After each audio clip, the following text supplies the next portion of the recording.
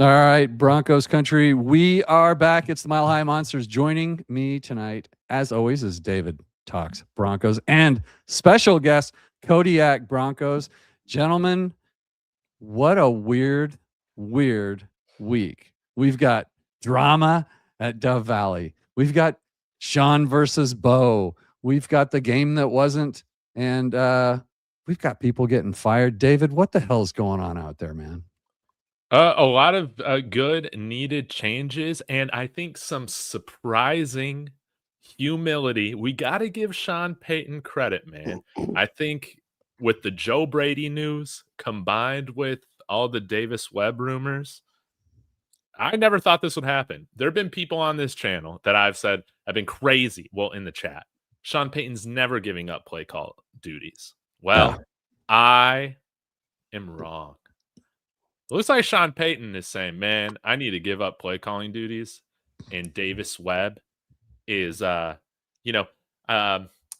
is Davis Webb like the Sean Payton working under Bill Parcells? Is it that type of thing? With Sean Payton being Bill Parcells? All right, we'll get to it. We'll get to it, Haas. Yes. I can't wait to hear it. Kodiak, what do you say? Weird week, right? Weird week. So first of all, you have a game that is played in a snow globe with your backup quarterback where whoever had the lead was just going to win the football game. And that's just the reality of the situation when you get into a blizzard like that. But then, man, oh man, what an eventful 3 to 4 days it has been in Broncos country. Okay. First of all, after the game, you get all this stuff about Bo Nix and the injury. And then you get, a little bit of friction, it seems, between your quarterback and your head coach. And then you fire the offensive coordinator. And then you fire, some position coaches, which once again, I give Sean Payton a lot of credit, like David, because honestly, there are a few changes that have been made to this team that I was just like, man, that would have never happened. But you know what? It's the offseason. The NFL is 24/7, 365. So I'm very excited to be back on Mic'd Up for the first time in a couple months. Mile High Monsters. Mile High Monsters. Mic'd Up is a different show, which you will be on, both of you, right. of course. Yes. But it's on this channel. Thank you for bringing it up. Look at that free plug. Yeah, of course. But, I'm excited to be back with y'all because it's always a great time when I get to be joined by David every Monday night on Horsepower Hour. But on special occasions, Mike Carmelini.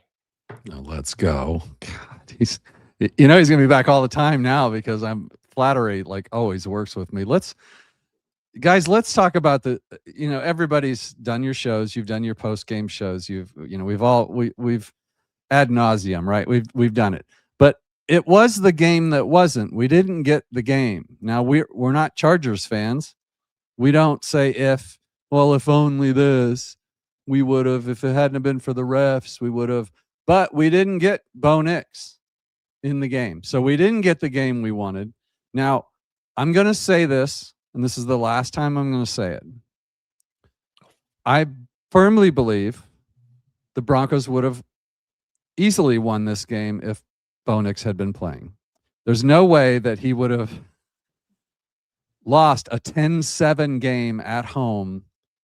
He would have ran that ball for first downs. He would have got us in the end zone because he always does.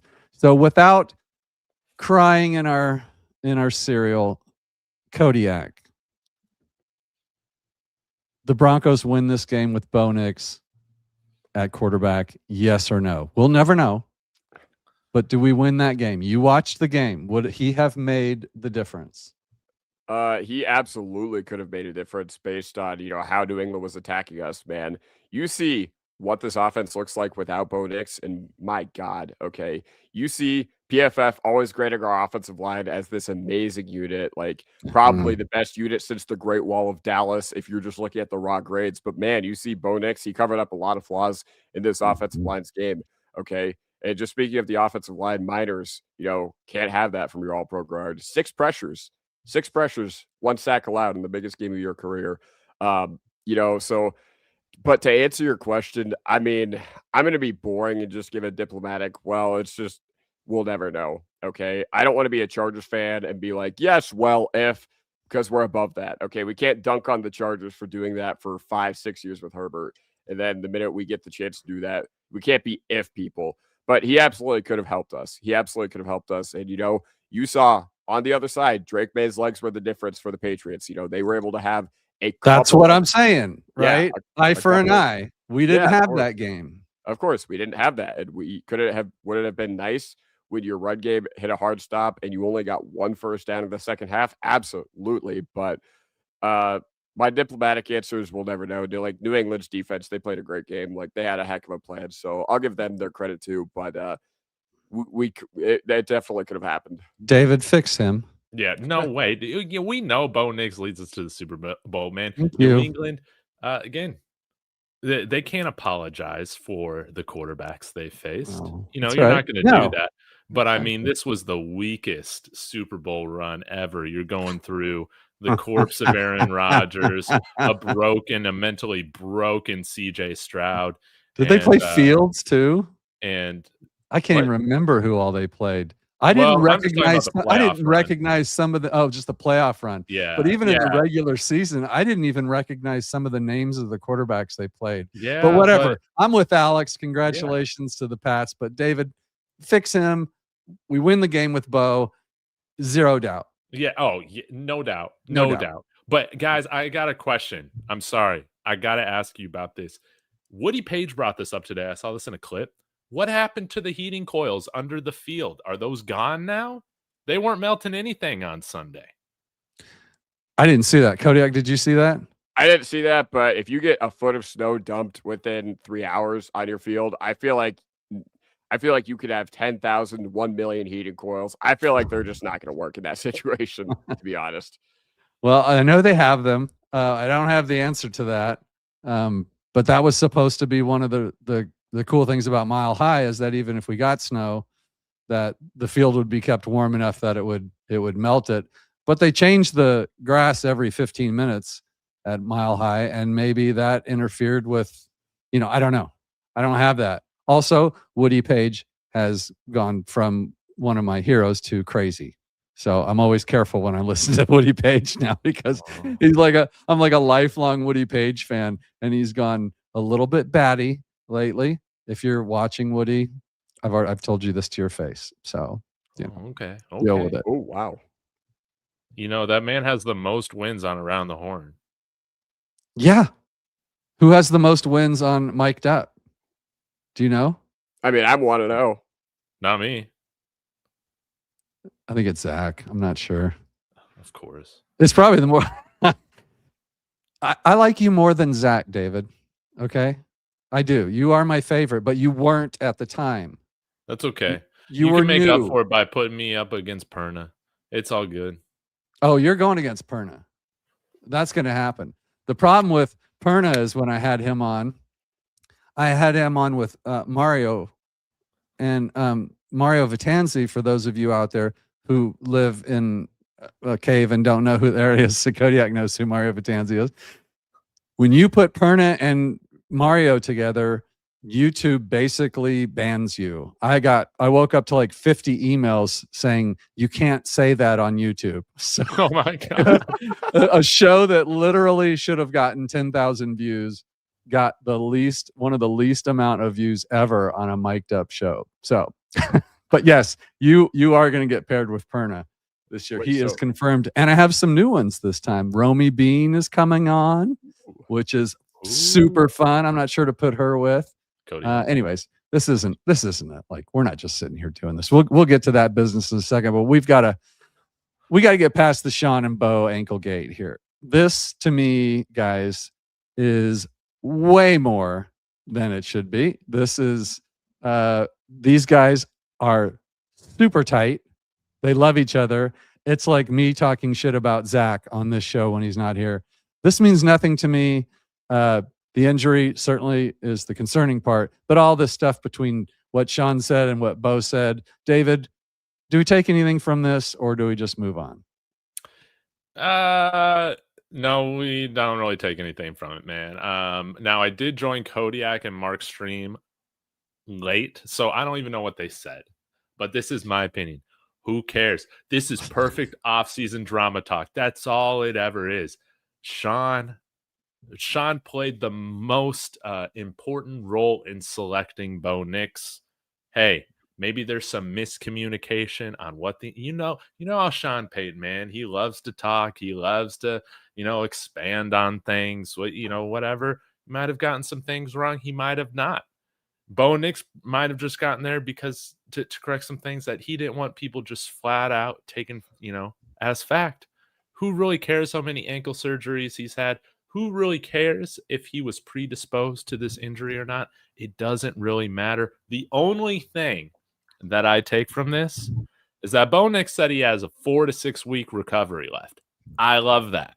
That means we're going to get him back for, all the voluntary workouts, OTAs, all that.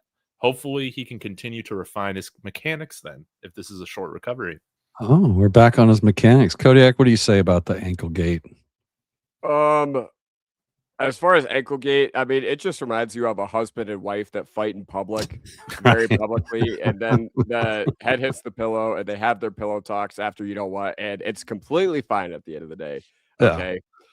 That's just really all it is, I think Bo's a little upset because, and for valid reasons for sharing, confidential information with the public, but he didn't say anything that wasn't already out there. Okay. These fantasy football doctors, they are crazy. They know your medical history better than you do when you come into the NFL. And ultimately, I think part of Bo's frustration is, okay, Sean Payton, how's Greenlaw coming along? Not saying anything about him. Okay, Sean Payton, how's J.K. Dobbins coming along? Not going to say, or how's Greenlaw coming along, or Dobbins, or whoever, literally anybody that's been hurt throughout this season. And I think the minute he's asked about Bo Nix, he's just like, well, here's the deal, blah blah blah blah. Here's what happened 5 years ago. Here's what happened 4 years ago. So I think part of Bo's frustration is, I think a lot of it goes back to, okay, you put these expectations on him to be a top 5 quarterback in the NFL. You put these expectations on your team before the year begins. Okay, I think I've coached 6 teams that could be a Super Bowl contender. Here's 7 right here. I just he was right. Yeah, I mean, he wasn't wrong, but I think he backs up his shit, man. Yeah, oh yeah, he backs it up, but it's just unnecessary pressure on your quarterback. And I think from what we know, Bo was the one that initiated the conference call. Unfortunately, we couldn't hear it. I don't know what that was about. I don't know why the Broncos did not allow us as fans to hear it when we could hear literally everything all year. So, Patrick, I know you're watching this. Please, next time something like this happens, we have to be able to listen in, because I don't want to go off of what random beat reporter said.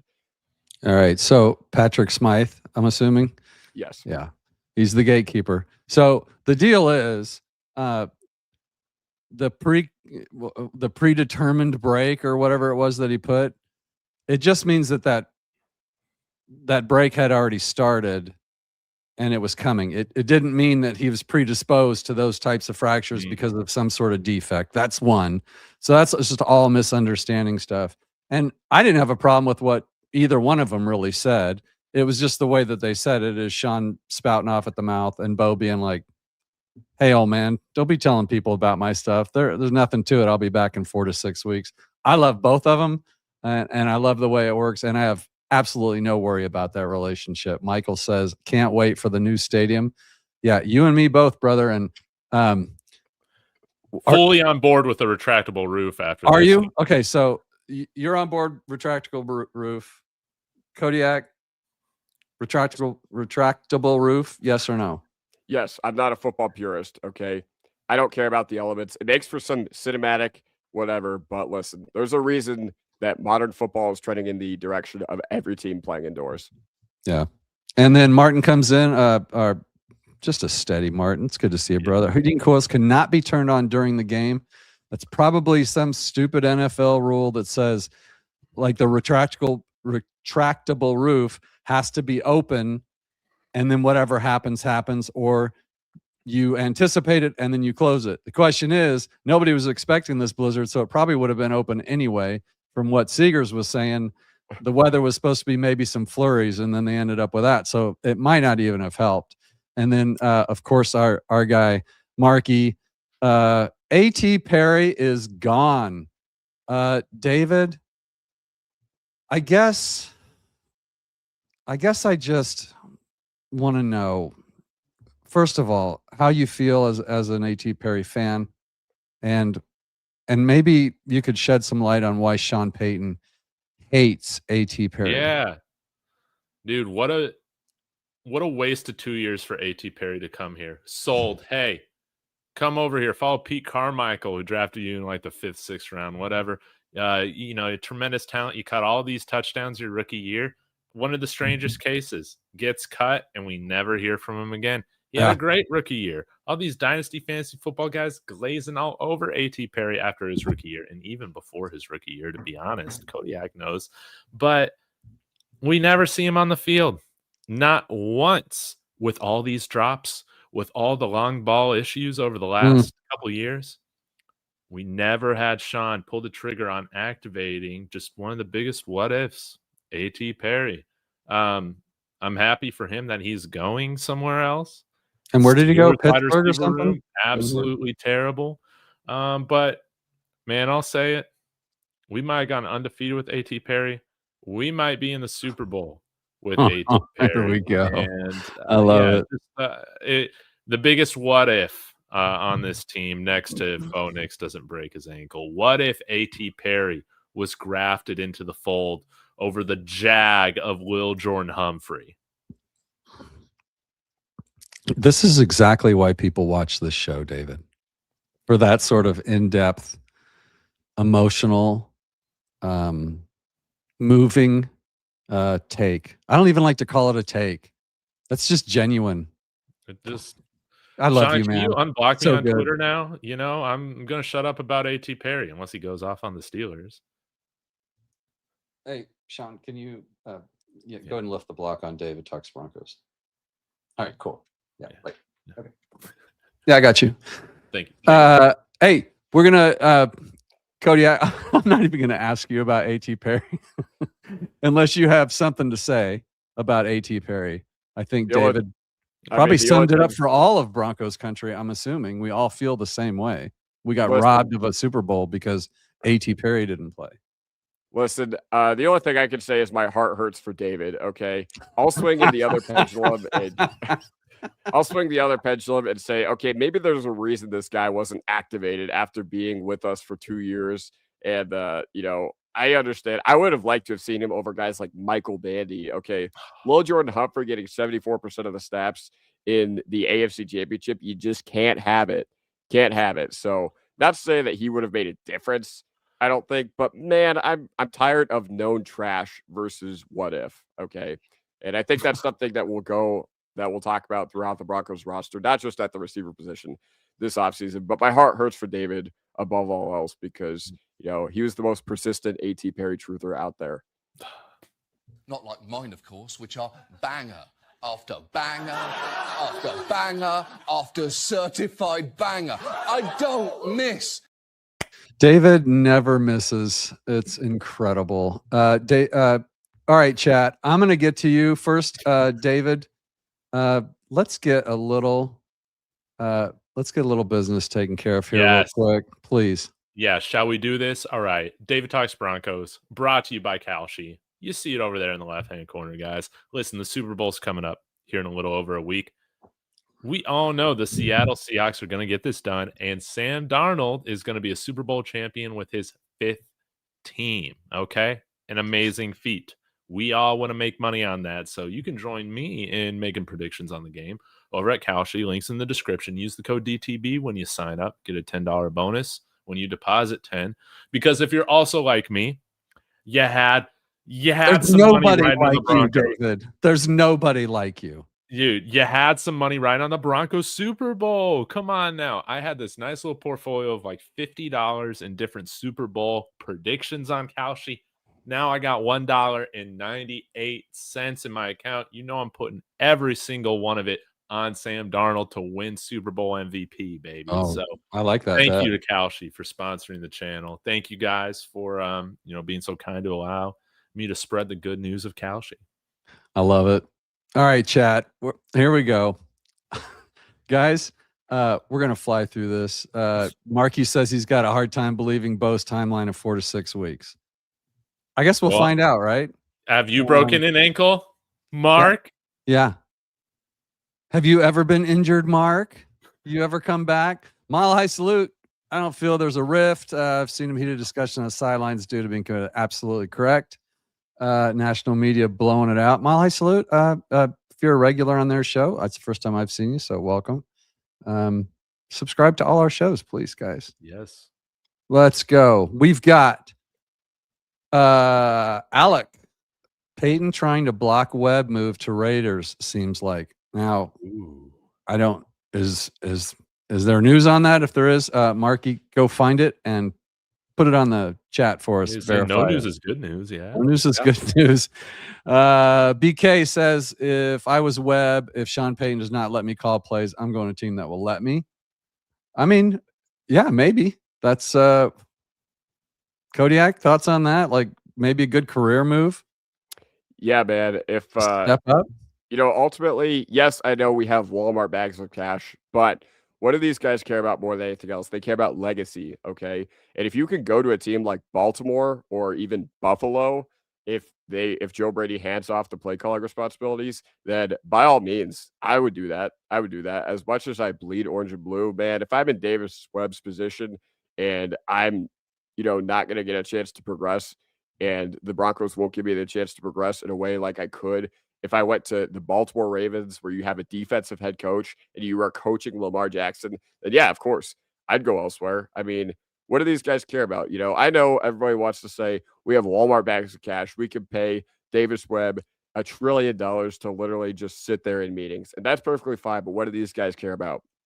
They care about legacy above all else. And man, you only get one shot. What does the NFL stand for? Not for long. It's a little bit longer if you're a coach, but still not for long. And situations are fluid. You never know when you could be the next rising offensive coordinator and then your stock could tank. Think about Eric Bieniemy, 5-6 years ago. All right.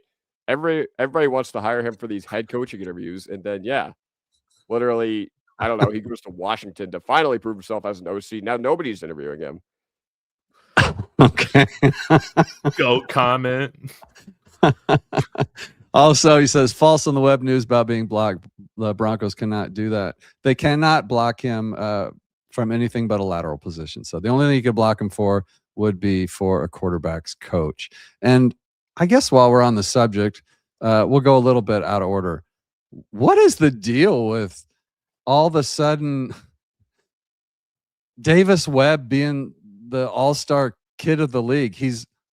Am I mistaken? He's our quarterback's coach, right? Like, did he do something that I'm not aware of other than that?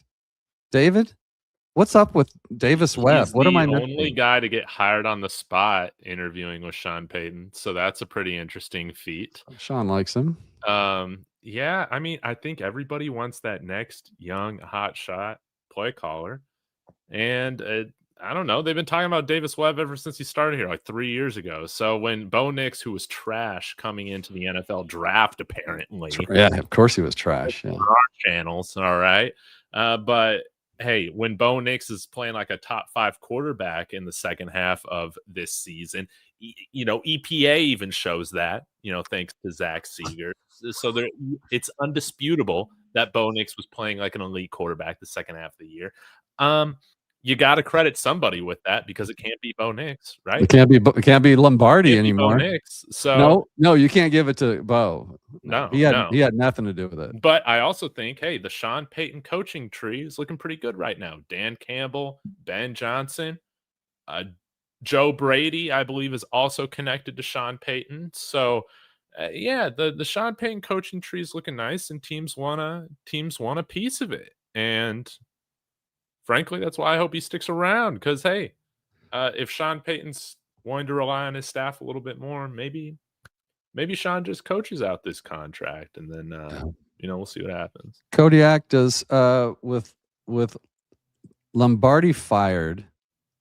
We need an offensive coordinator.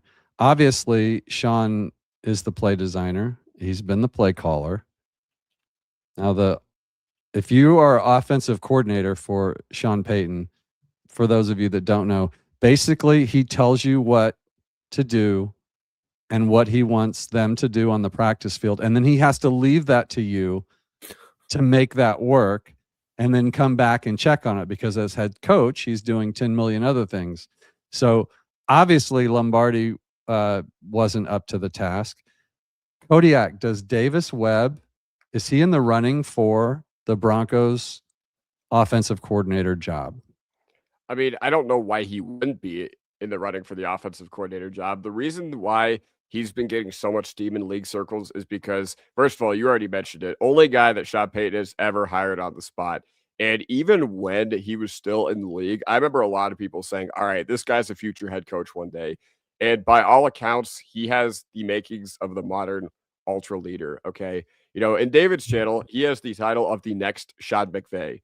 And teams just don't want to miss out on the chance to have that as their offensive coordinator, potentially as their head coach. You know, there's a chance that he's getting groomed to be the Broncos' next head coach because Sean Payton 62, 63. He is not going to last forever. Okay. Careful what you say. Remember where you are. Yes. I'm just saying, just remember where you are, whose show this is. Yeah. Now go ahead.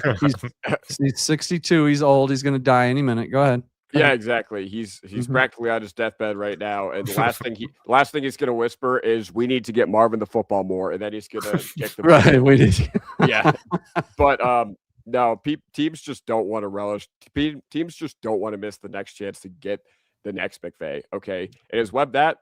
I mean, it'd be a very lofty expectation for you to put that onto him, but philosophically, I mean, it makes sense. He has, by all accounts, the teachings of a modern head coach. He has the emotional intelligence of a modern head coach, which I think is something that teams really, really value nowadays. And even though the pendulum has swung this offseason with Seattle and Baltimore being like, all right, defensive head coach, but offensive coordinator being a wonder boy, you know, seems like that the league is entering a new meta, but you never know when it could swing back the other way.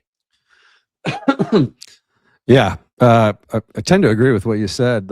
The problem I have is that I believe most people are basing Davis Webb's play calling abilities on one preseason game where he handled those tasks. And I believe it was Jared Stidham at the helm, right? It was. We beat like literally maybe he should have called it last week, but I think it's a little now if somebody offers Davis Webb a head coaching position, depending on the team, I wouldn't go to the Raiders if I was him because that's a 1 or 2 year proposition and then he's out. That's just the way it works there. I mean, they've hired 5 head coaches in like 5 years. So, but yeah, it's hard to argue that. It's just, for me, it's like, we're Broncos fans. We've been watching this team. So I understand why we might have like these lofty expectations of him or this lofty view of him, but it's a mystery to me how the rest of the league, apparently he just comes off as a really sharp dude. David,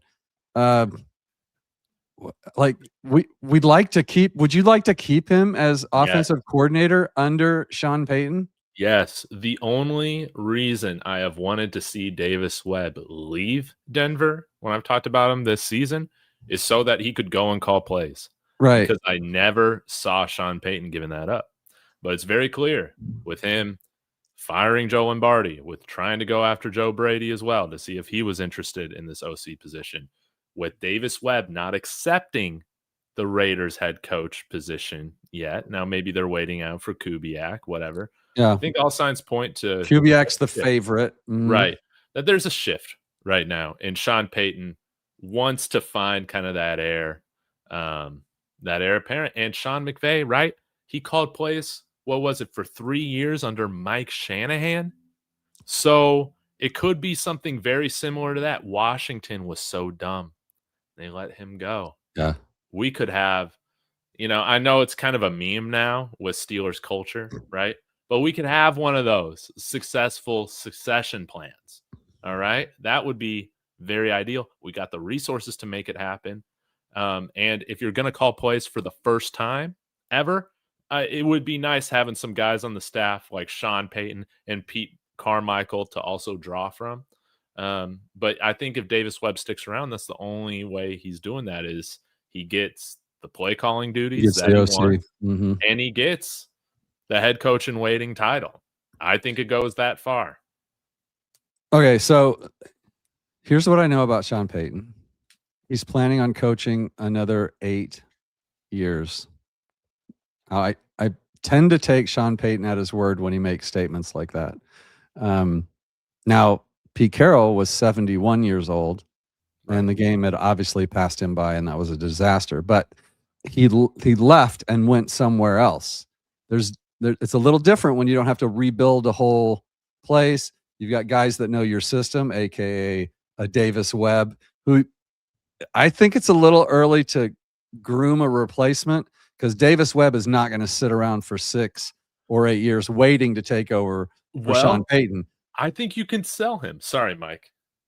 Go ahead. Because our in show. 8 years, he's still going to be in his 30s. Just because I'm in the middle doesn't mean I'm the boss here. Yeah, but he can still, in 8 years, dude, you're still like 39. Like, that's perfectly a good age to take over as head coach sometime. Can you sell him on the process? Yeah. Yeah, I agree. Yeah. Kodiak, any more on that? No, I mean, you just basically nailed it. I think, you could sell Davis Webb on being, okay, you're going to be an offensive coordinator for 8 years, and then you get the raise. Assistant head coach. Mm-hmm. Yeah, of course. And I get that. Once again, I already talked about guys, valuing legacy, but you know what? Davis Webb, he already lives here. Okay. I think there's only 2 more hurdles to clear as far as hiring him as an offensive coordinator. I think just Baltimore and Buffalo, I think those are the only 2 hurdles you really have to clear because I don't think he's getting the Raiders job. But yeah, Baltimore, because that would be a very attractive position. And then Buffalo, I don't know if Brady's going to give up play calling necessarily to his offensive coordinator, which means, fake offensive coordinator position. It would be no more than what Joe Lombardi did here. Okay. Yeah. And, we fired him for a reason. And, good on Sean for having the wherewithal to look internally and be like, okay, potentially we have something here. Okay. I think you have one of 2 future head coaches on your staff. It's inevitable. You have Davis Webb and you have Jim Leonard. Jim Leonard's probably leaving this offseason. So you had to protect at least one of those 2. That's just really all it boiled down to. Yeah. The Broncos have fired offensive coordinator Joe Lombardi, wide receiver coach Kerry Colbert, and cornerbacks coach Addison Lynch. I mean, Sean Payton, I said it before, he's not messing around. Like, AFC Championship game was not good enough. What he saw on the field was not good enough. And whatever, I guess you can say this any way you want, but Joe Lombardi is like one of his closest buddies, and he still canned him. I take this as good news. I think that I like a coach who's not satisfied with, and sometimes that's what the Harbaughs and the Tomlins run into, right? They're like, no, we're good. We just need, better players, or it just didn't, it gets stale or whatever. I take this as a huge plus. Now, I did talk about, is it Streif? Running game coordinator, right? So a lot of people think he's the offensive line coach, but he's the running game coordinator. He survived. Running back coach survived. I tweeted that out, and everybody was like, "Oh, it's not him. It's Streif." And I'm like, I seem to recall running back coaches being the ones that are saying, "All right, you're the hot hand. Go stay in there."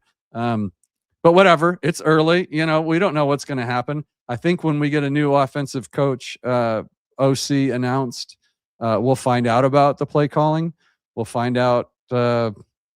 I think Sean's going to be very reluctant to stop calling plays, but maybe he will. But as far as these moves go, what's the deal with the cornerback coach, David? Addison Lynch. What went wrong there? Do we know? Oh, yeah, you want to know what went wrong with it? I want to know. Well, that's why I'm asking the question. Like 12 penalties he got this year. Whether you want to debate it, the validity of them. I mean, I don't think all of them were valid, but this secondary did get flagged. And I don't know. Maybe they're just wanting a new, fresh perspective. I have a lot of questions, Mike, on this secondary going into this year. Because, man, we had talent ball out. No doubt about it. Like against the Bills, Jaquan McMillan was fantastic. Pat Surtain, I believe he had another all-pro year, right? But I got question marks on what is the plan for Jahdae Barron. Okay. What are we doing at safety? It seems like we have one safety go down and all these issues pop up. The Addison Lynch firing, I don't really, it's kind of We'll see who they replace him with. But I've liked the development that we've had in the corners with the corners. But I would say probably a top 3 frustration of mine, outside of A.T. Perry not being used this season, is when you draft a guy like Jahdae Barron and you glaze all over the fact this man fell to pick 20 and he plays as sparingly as he does, I can excuse that as a mid-round pick or a late-round pick. If this guy is a top 10 talent in your mind, like on the draft big board, which is what they were saying, how the hell can't this guy find more consistent playing time on the field? I know we might be stacked, but I just got a lot of questions with the secondary room and his utilization. So here's one thing to think of, and then I'll throw it to you, Kodiak. So in any business, we always want to assign a reason why someone was fired. Okay. Like Addison Lynch, there's layers to coaching. Now he's just the cornerbacks coach. So he may have been doing 90% of the stuff right and pissing some coach off the other 10% of the time. Like literally telling players, okay, I know coach said do this, but do this instead. Like that's the stuff you'll never hear about. Mm-hmm. But those are a lot of people get fired for stuff like that. Joe Lombardi, like Kerry Colbert's a pretty easy fire for me. Oh, should have happened. Nobody can catch the damn ball, and apparently the people Marvin Mims can't learn how to run a route. Like that's your job, Kerry, and you suck at it, so you got to go. The cornerbacks coach is a weird one. Maybe it's because he couldn't, prep our first round draft pick to play. I personally think it was a wasted draft pick, but I'm just a short term guy. Like I said, get Bo some weapons and maybe we can win some games. Turns out he probably could have used somebody that could catch a ball and run with the ball. Higgins right there. Could have run the ball. Like we had no plan for if Dobbins, who generally gets hurt, we had no plan behind him except a bunch of, I believe the way my co-host on Spin Zone, Colin Cronin, calls them, hobbits, because they were all 5'8", 200 pounds. Yeah. Quinshon Judkins at pick 20 sure seems nice in retrospect, right? Exactly. Like sometimes it feels like we know better, even though we don't. We trust the system. We trust the process, don't we, Kodiak? Any thoughts on any of these fired coaches? What do you got, Kodiak? Yeah, I mean, you said it best. The wide receivers coach, Kerry Colbert, that needed to happen a long, long time ago. Okay. I remember it was David back in October 2024 when the Broncos had some of the worst wide receiver play in the league for the first part of last year, saying, our guys give poor effort. They run bad routes. They also have bad hands. So, that's just not what you want. And other than that, they're great. Yeah. Other than that, they're fantastic. Okay. But even then, a few guys did develop, I think, better. Like Franklin, like Bryant, but Mims just seemingly has never developed, and he's still underutilized. So that was pretty obvious. But cornerbacks, I mean, I get it where he's coming from because we've had a lot of guys that have been up for the task with the quarterback room. Okay, unlike Patrick Surtain, no, we are not letting Jaquan McMillan go. Absolutely not. That dude's a baller.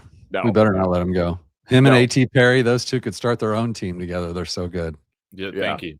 But thinking about the quarterbacks coach, like I get it because there were a couple of issues. As good as those guys have developed, as good as you've had Abrams Drain play when he stepped in and you haven't missed a beat, as good as Jaquan McMillan progressed, as good as Riley Moss honestly has progressed from the time you drafted him to being a very formidable quarterback too, you still had a lot of issues, man. You were absolutely shredded in the secondary by good teams in the second half of the year. You had so many penalties. You didn't get that many turnovers, even when you were pressuring the quarterback at a historic rate. Okay. And I think those were just all frustrations that Sean Payton shared. Okay. Why in the world, when anybody ran motion in the red zone on defense, were guys just nobody pick him up? Yeah. Travis Etienne, Jonathan Taylor, those dudes were running free whenever there was any motion in the red zone. So I get it. Am I like it definitely raised my eyebrows when it happened, but we're not in the building. We don't see like 99% of the stuff that goes on, from the day-to-day standpoint. And maybe this guy just was the Nathaniel Hackett of coaching DBs, and our DBs were just that good to where it didn't matter, but still. Yeah. Do you want Kodiak? I'll stay with you. So way too many communication problems in the backfield. Yes, in the 1000%. defensive backfield. That has been obvious to anybody. And again, as I always say, I'm not an analyst and don't pretend to be, but I know enough to say this. There were a ton of communication problems in a backfield with a lot of talent. I don't know if that falls on VJ or if it falls on Lynch or who it falls on, but it probably falls on Lynch.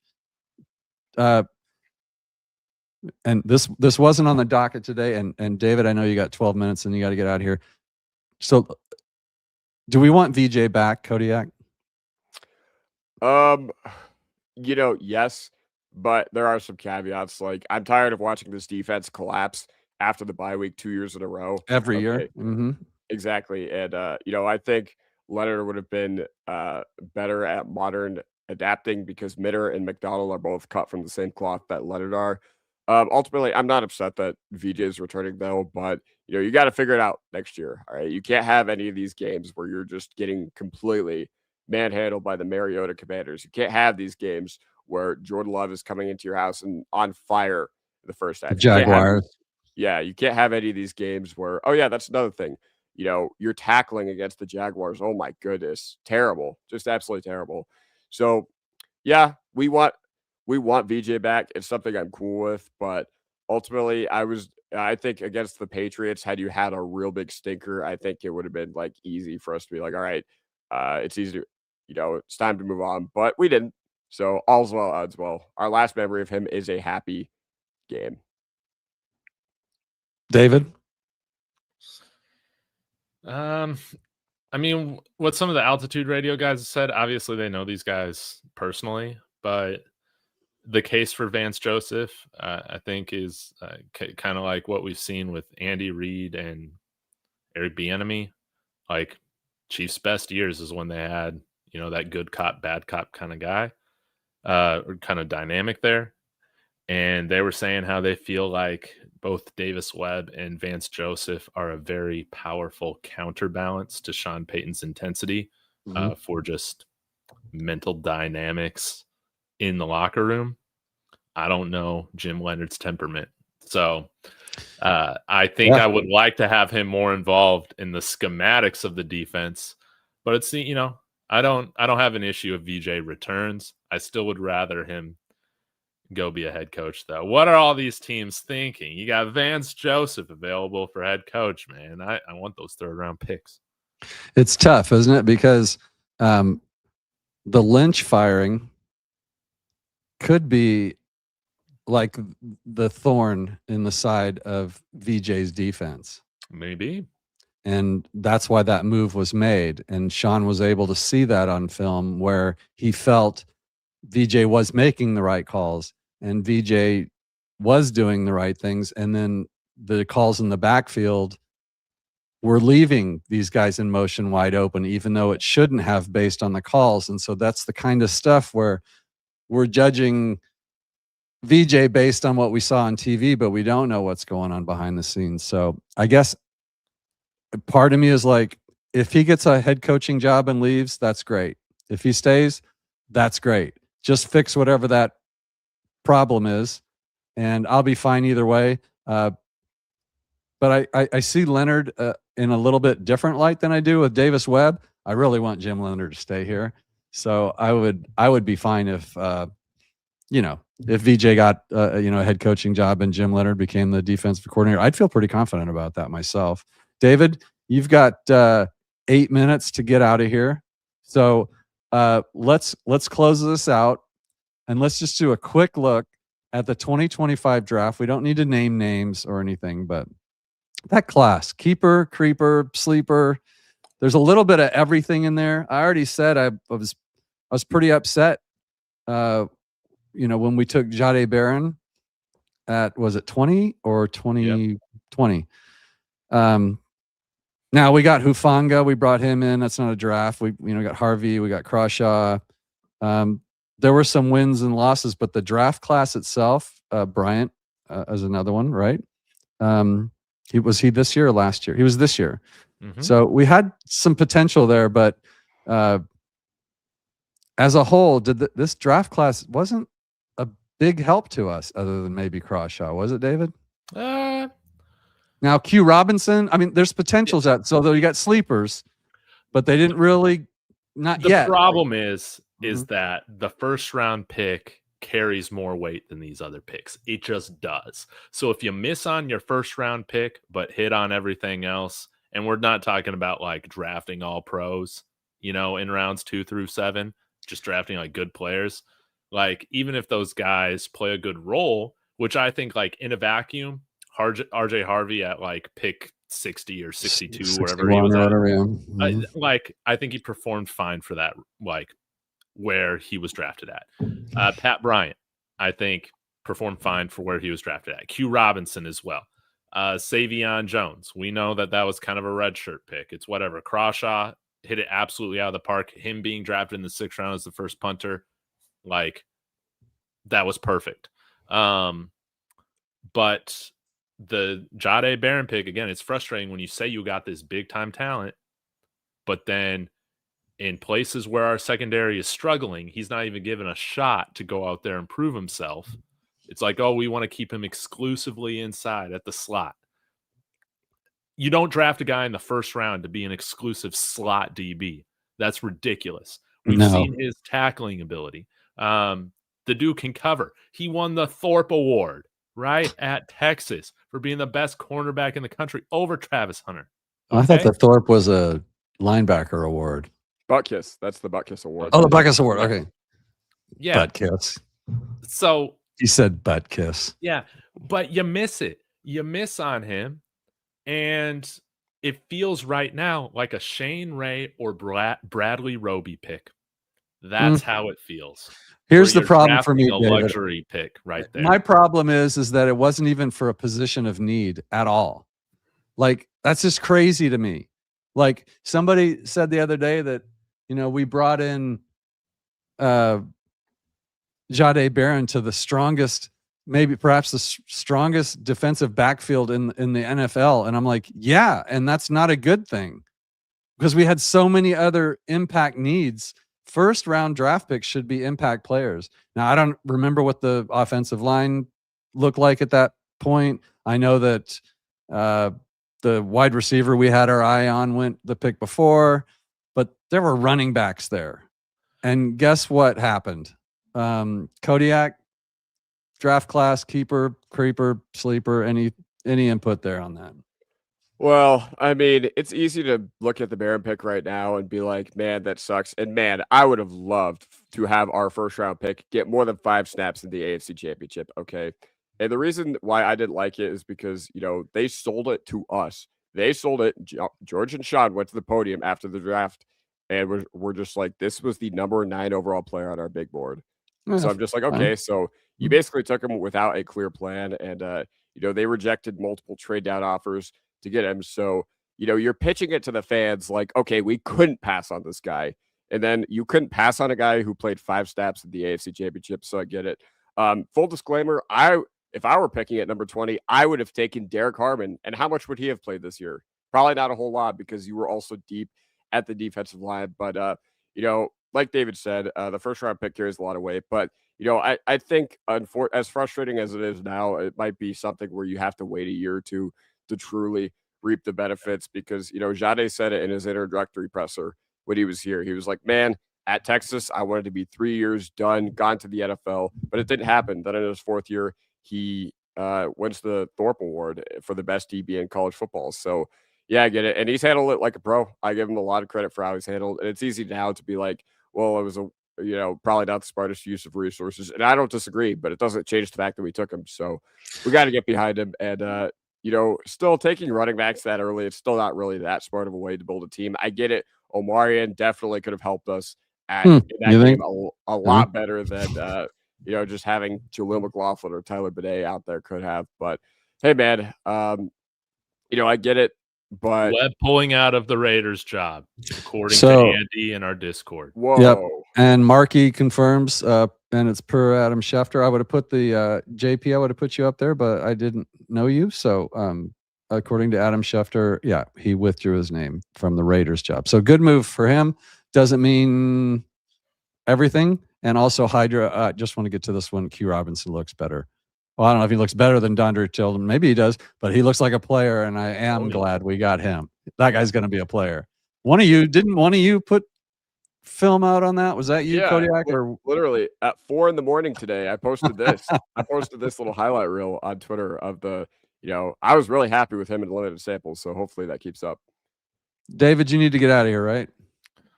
Yeah, I got a few minutes. All right. A few minutes. Got enough fun. So this is big news, guys. This is that's nice to see. That Davis Webb is not dumb enough to take the Raiders job. Now, doesn't mean it was offered to him, because there definitely is word out that they're just holding it for Clint Kubiak. So what does it mean? Well, it means he's definitely not going there. So going to be really interesting to see. I guess my perfect situation for me is going to be Sean makes Davis his OC. Bo loves Davis Webb.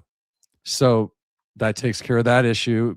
I think Davis will do whatever Sean wants him to do, but he will know better intimately what Bo really likes to do and when he likes to do it. And he will have at least more of Sean Payton's ear, if not calling the play. So this is pretty good news for us, David. Mm-hmm. It is. It's very good news. I'll leave you with this. My biggest question. Bet on your favorite. Well, that is not debatable. Okay. All right. It's not debatable. Okay. Just making sure. I know Rawhide's out there. Whatever. Horsepower thing. Yeah, we did a show today. But I'm your favorite. Rawhide. But and this might be a prediction, but I've been sitting on it this week. Ooh. And I feel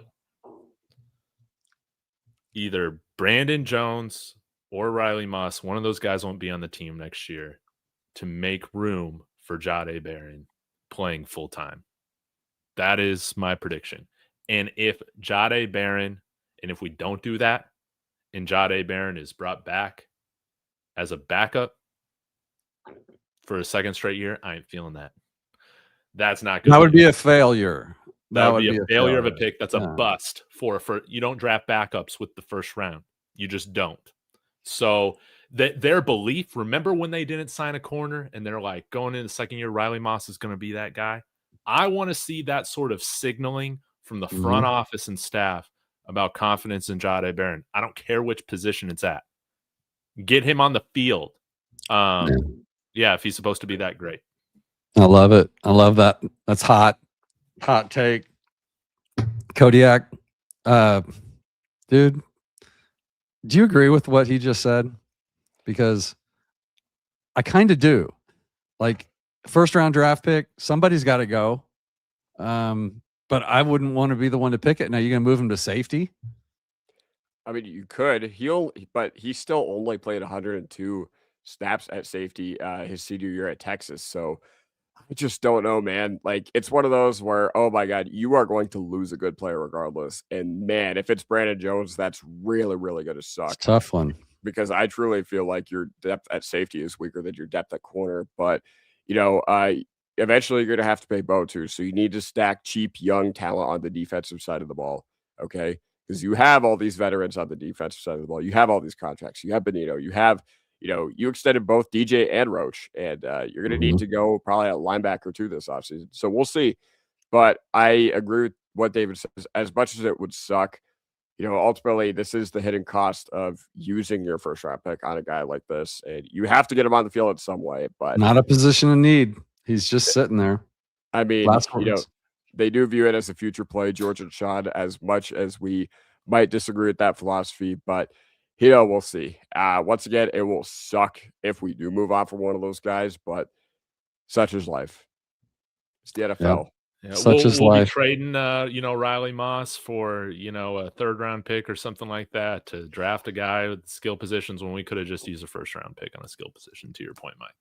Like That's the thing. Like I get the best player available shtick. I do, but it's still a team and there's team needs, and we didn't address them well enough. No. And that came back to haunt us in an AFC championship season. So, I mean, yeah, it's not like we're sitting here at 8-9 complaining about stuff. We're living the good life right now. The season was great. It was a success. Just an absolute ton of people watching us. So that's fantastic. Well, this is just, I don't know what that feed is, but whenever it's like the 267 thing, that means overall it's going to be pretty good. So yeah, this is great. David, get out of here. I'm going to kick you out.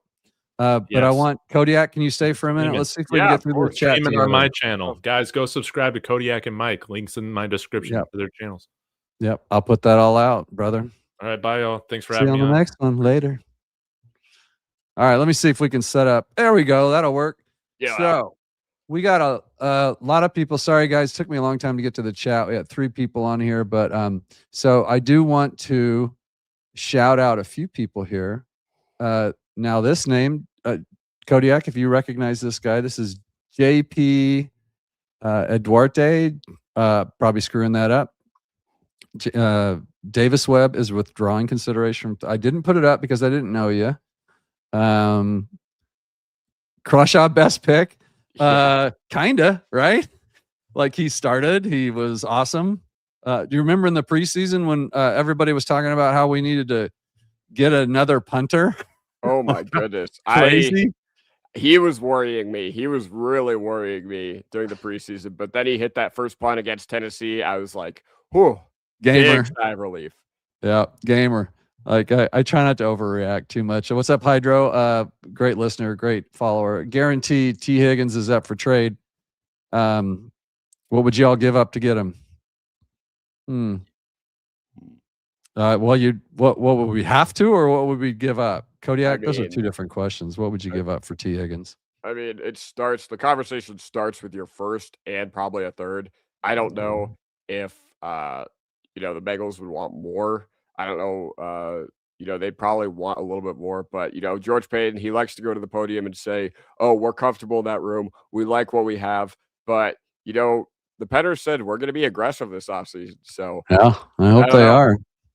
1-800 Garrett Wilson. Now, Garrett Wilson was the talk last year. Yeah, come on, Darren Boogie. Give us one final present for helping you grow into an NFL GM. Come on, give us Garrett Wilson for a 6th-round pick. And Moogie got himself a job, and he's having to do the work now, isn't he? Oh yeah, trading away Sauce Gardner and Quentin Williams and New York Jets job. Man, you got to start from scratch there. So I'm interested to see how that happens. He's got his work. Zach Phillips, 8891. I don't think in their wildest dreams on draft day they thought they were on the brink of the AFC Championship game. That's not what Coach said. Oh, J-Mac was straight balling in this. He was. J-Mac had a great season, man. He's always good for a miss here or there. He had a miss. Was it did he miss one in the what was it? That was a Jaguars game. I think he missed a 1-yard gain that turned into either a touchdown or almost all of it. But when you play as aggressive as he does, you make plays and you're going to miss a few. But overall, yeah. J-Mac was balling this year. What do we got? I may have hit this already, but I want to get caught up. Yeah, he does. T. Fish is good to see you. Sean Eves is his rookies into the program. I don't have a problem with how he does it. I have the problem with the actual picks that they made. Like I'm sure Jade, I think it was Kodiak. They got to get him on the field somewhere, but that's going to be at the cost of one of the other players. And since we don't really have a weak player in the defensive backfield, what are you going to do? Maybe I can't imagine they let J-Mac walk, but he is a restricted free agent, right? Is that true? Yes, he is. Yep. So you're bringing him back basically no matter what. Like RFAs just usually don't go anywhere. Yeah. Hydra back in. Drop a scheme and run. Yeah, we talked about that earlier in the game. The run game coordinator, Streif. Is it Matt Streif? Zach Streif. Did a good job with the offensive line in a lot of ways. But like the run game was pretty bad. So here's one. Here's what I'll say. No. I don't think schematically it's a problem because listen, Ben Johnson and Dan Campbell, man, they do a lot of the same stuff and their run games are cooking.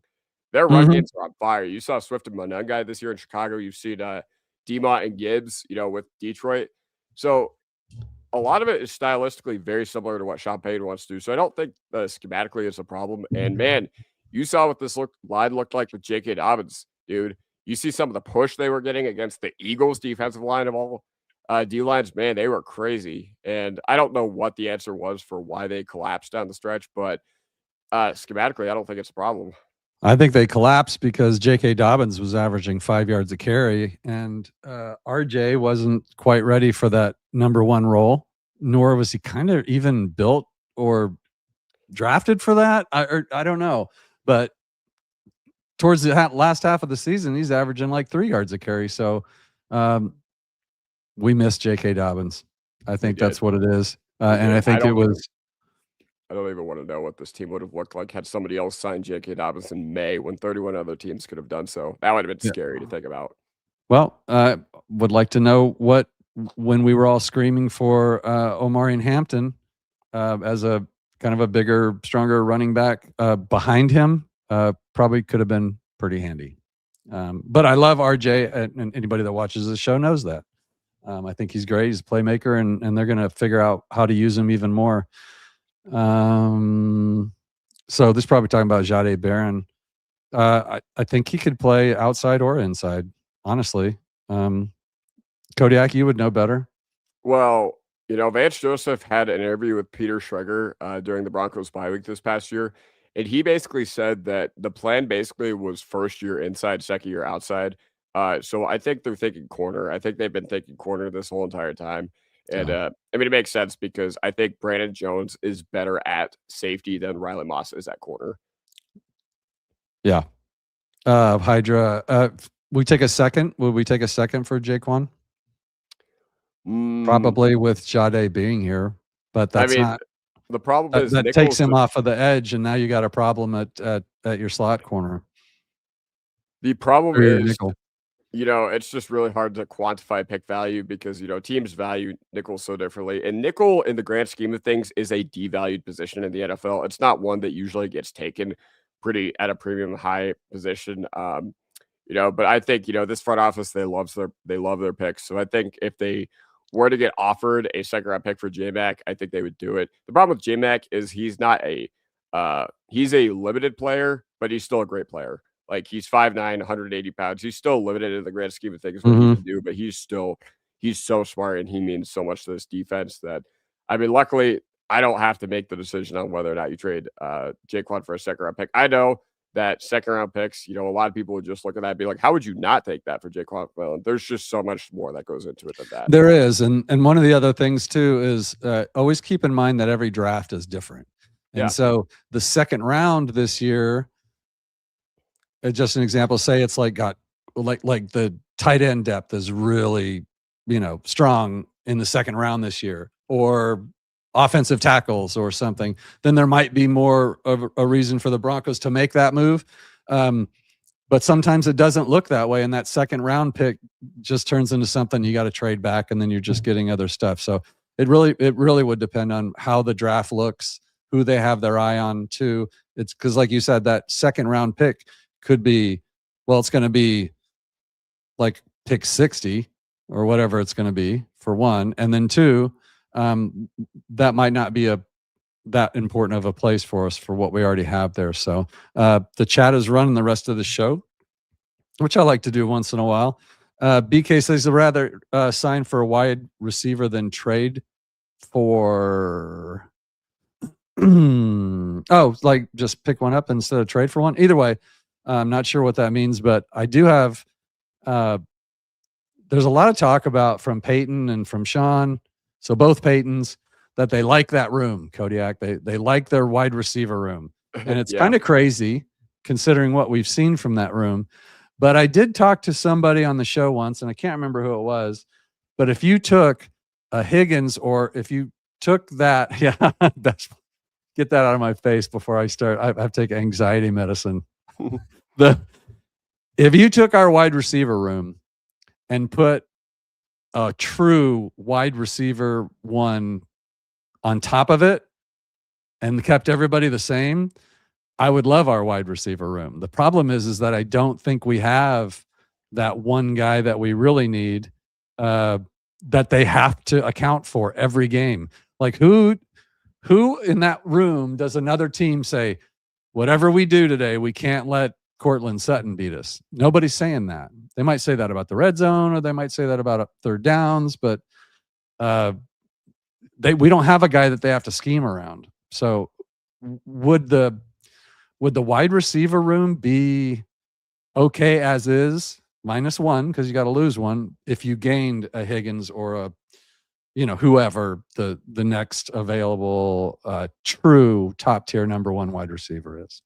I mean, I think for the most part, the room is complete. As annoying as it was in the AFC Championship to see Lil Jordan Humphrey out there, it took injuries to Franklin and Bryant for that to be the case. And you know what? Maybe you could say whatever you want about Bryant. I know that he got really beat up in the back half of the year. Yeah. But either way, I think you just need to add one more. I think not only do you need to add one more, you need to utilize the guys that you have in that room better. Okay. Should have never taken 2 injuries for Marvin Mims to get the role that he did. And anytime he's got the chance over the past 3 years, all he's done is make plays.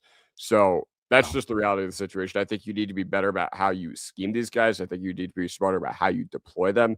And yeah, ultimately, I think you just need to add one more to this room. And T. Higgins could be that guy. I mean, Jonathan Cooper at a 2 for T. Higgins, probably not accepted by the Bengals, but you never know. Yeah. Throw it out there. Mark says Tillman was great, and he was. And he did get sacks, and he did have 2 interceptions. In fact, he led the team in interceptions for most of the season. I don't know if he finished that.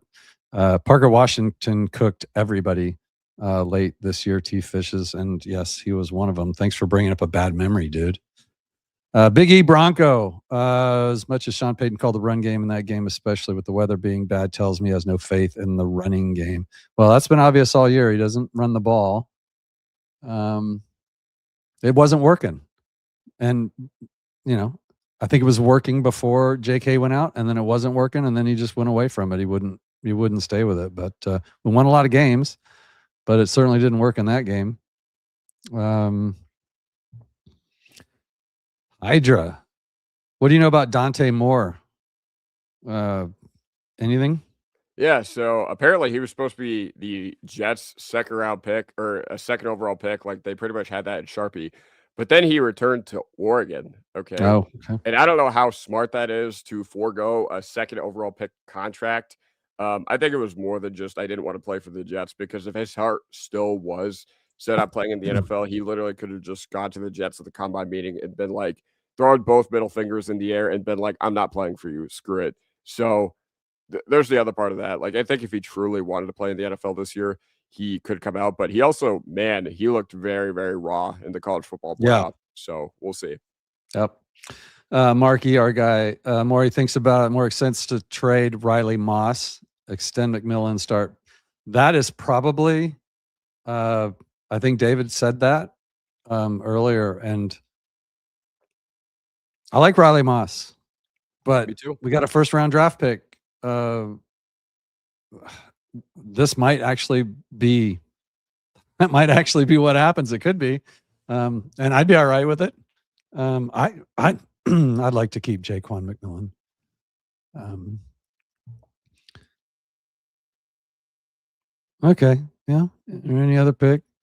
We know what you meant, bro. Don't worry. I'm losing my voice. I'm saying a second. So a second rounder. If we're going to get into this whole trade stuff, we're going to get into all this stuff on other shows. Trust me. We'll wait till the draft and after the draft and free agency and all that stuff. And then one of your experts right here on the show tonight is Kodiak Bronco. You can find him at Kodiak Broncos on YouTube. The link will be in the description, as will David's show too. And again, it looks like you guys went so off on all the chats that I'm never going to get to them all. And so if I didn't get to you, I see a few new names I'd like to just call out. Kazoo helmet during games. Yeah, that was heartbreaking. He was obviously going to be a big part of our game plan in the which game was it? The one, the Bills game. Buffalo, that he went out. So yeah, but I'm high on Bryant. You're high on Bryant too, aren't you, Pat? Pat's a good looking player. Oh yeah, of course. Pat Bryant, definitely. He was one of the highest floor rookies I've ever seen. Anytime the play needed to come to him and he needed to make like a big third down catch or extend for the first down marker, he did. He had the best hands of every receiver on the team from what I saw. Like we had a couple games where it was a little, but man, he caught everything. Easy catches, hard catches. He was just great. Bert Montoya, Breece Hall from the Jets. That was a name that's been brought up a few times. What are your thoughts on Breece Hall? I mean, Breece would be fantastic. You just need offensive playmakers, okay? I don't care if it's Breece Hall. I don't care if it's Kenneth Walker, okay? Because, teams, they usually don't like to sign free agent running backs to big contracts, but man, you're in your window. You can't mess around, okay? You can't have what you had the AFC Championship where you're deploying McLaughlin and Tyler Bidet and all those guys. Those guys literally probably aren't good enough for the rest of the NFL. So you just need to get a little bit more serious about upgrading your flawed points, not on the defensive side of the ball, because you're not seeing the effects of the Russell Wilson trades and the dead cap on the defensive side of the ball. Your depth is great there. Your talent is great there, but you are on the offensive side of the ball. Last thing I want to ask you while I've got you, and like I said, I'll have you on mic'd up here this season, but inside linebacker, Singleton, Stroud, Greenlaw, what needs to happen there? And can we trust Greenlaw to come back and stay healthy? Singleton did good things and bad things, and he gets a lot of blame for running backs out of the backfield, running free, but he also has kind of got past his whiffing on tackles. Like, where are we at with that? What should we do here? Should it be Stroud and Greenlaw next year, or should we be drafting or looking for help in free agency for inside linebacker, which I think was one of, if not the biggest weakness in our defense, was the linebacker position. Yeah, man. It's so tough because Sternad obviously played really, really well this year, and I'm really proud of him. I said Stroud, didn't I? Sternad, yes. Thank you. I knew what you meant. Yeah. I knew what you meant. But either way, Singleton, the reason I'd be disappointed if he brought back is because you've seen what it looks like, and you've seen what this ceiling of this defense is with Alex Singleton being an every down player. Not to say he hasn't done some great things for this community, not saying he hasn't done some great things for the defense, for the room. I love Alex Singleton. I'm probably getting a jersey that I can hang up in my back wall, but cut him. Yeah, no, but I don't want him to come back because you leadership and quality of guy that you have in your building has gone a little too far with this coaching staff, and I would be much more intrigued if you went into next year with Greenlaw and let's just say Karene Reed, because you know what Singleton is, and it's not that good.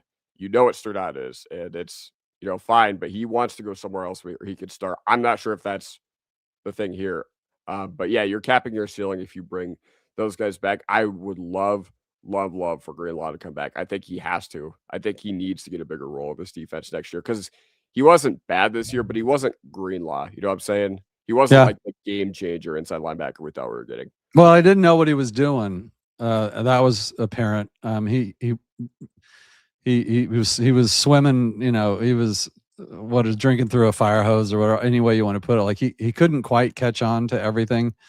He even talked about how difficult it was. It said it was like trying to learn Spanish. So another year in the system, and he's healthy. I agree. I'd love to have him back. I think. As far as Alex goes, Alex Singleton, he's 32, 30 something, like he's older. And he's a free agent, right? Yeah. He's a free agent. I'll be surprised if he's back. But he may go out there and not find anything.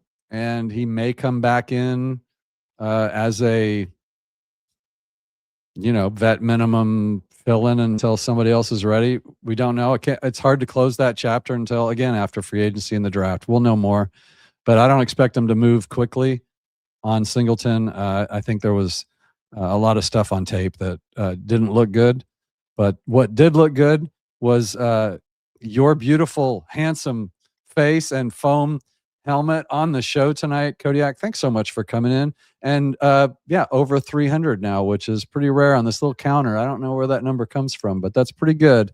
So we're happy you guys are here. Again, the chat, this Thursday show, man, it just blows up. I got to get somebody to just do chat for me. So follow, subscribe, please. It helps us all so much. Mile High Monsters, David Talks Broncos, and Kodiak Broncos. We're all joined at the hip, guys. And Marky, who's out there in the chat helping us out with breaking news. Speaking of breaking news, everybody in the chat, thank you so much for joining and helping out with the show. Go Broncos. Kodiak, when are you on next? I am probably going to I'm really good at the short form stuff, so I'm probably going to make something here within the next hour or two about, the Broncos not re-signing John Myers or Davis Webb staying with us. But yeah, I don't know. Either way, follow me on YouTube, Twitter, and TikTok at Kodiak Broncos. And man, it was a pleasure to be with you, Mike Carbolini. Yep, loved having you. And I will be back on tomorrow with Mario Vitanzi from Let's Talk Broncos, altitude adjustment. I think it'll be five or six, can't remember. We're going to talk about just kind of the season and just a quick run by from Mario, who has a special way with words. So until then, though, go Broncos. Thanks for watching, and we'll catch up with you guys real soon. Thanks. Go Broncos.